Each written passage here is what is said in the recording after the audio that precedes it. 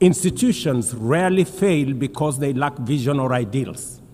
More often, they drift into irrelevance when they do not adapt, when they hesitate to act, and when they lose legitimacy.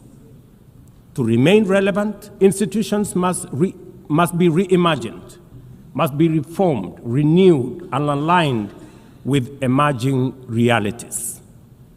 8 decades ago, the founders of the UN sought to correct the failures of the League of Nations by creating a stronger, more inclusive organization anchored in the principles of, and I quote, "We the people of the United Nations, determined to save succeeding generations from the scourge of war," end of quote.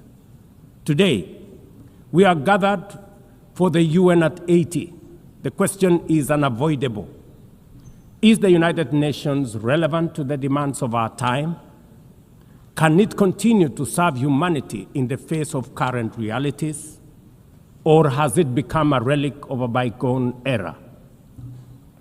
Madam President, Excellencies, we meet against a grim global backdrop. Conflict rages in Eastern Europe, the Middle East, the Sahel, the Horn of Africa, and beyond. Climate disasters grow fiercer by the day. Inequality deepens, pandemics loom, and technological disruptions outpaces governance. Instead of trust, mistrust is spreading. Instead of solidarity, fragmentation is taking root. In place of hope, anxiety fills our global community. We are living, to borrow from the words of the founders of this institution, not in larger freedom, but in growing uncertainty. At this moment of turbulence, when we most need a strong United Nations, the organization faces its deepest crisis in credibility and capacity. Funding cuts have paralyzed its operations. Bureaucracy has slowed its response. The Security Council remains frozen in the post-war structures of 1945, unable to act inclusively, with fairness, and with speed. Ladies and gentlemen, I can, however, state with absolute conviction that the United Nations has been one of humanity's greatest achievements. For 8 decades, it has held back the specter of global war, calmed conflicts from Cambodia to Liberia, and stood guard in some of the world's most dangerous places through the courage of its peacemakers and peacekeepers.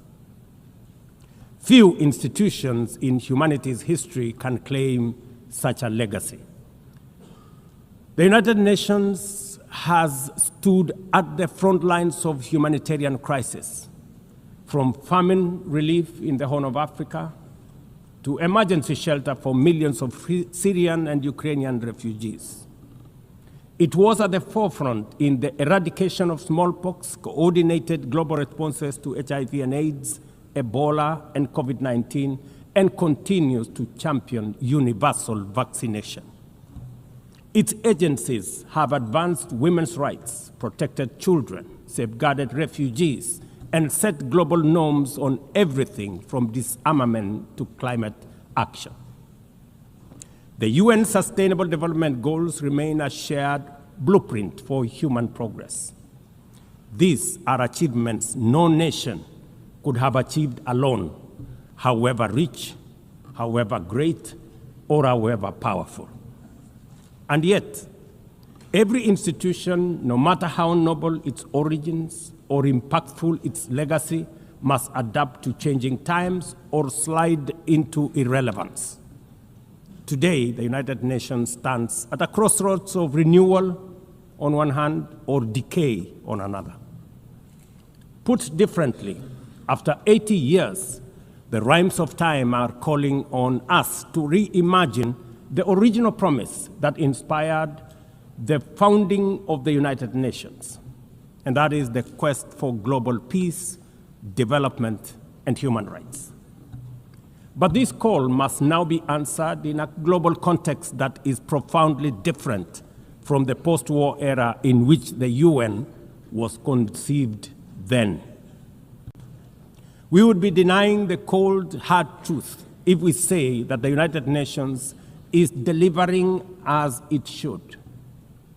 On peace and security, its voice is too often drowned by the rivalries of great powers, while some nations simply ignore its resolutions and do as they please. Too often, the UN's blue helmet, once a symbol of moral authority, no longer commands the same respect. From the conflicts in Gaza to Ukraine, to the crisis in Sudan, DRC Congo, Somalia, and the Sahel, we see actors proceed undeterred by the United Nations calls.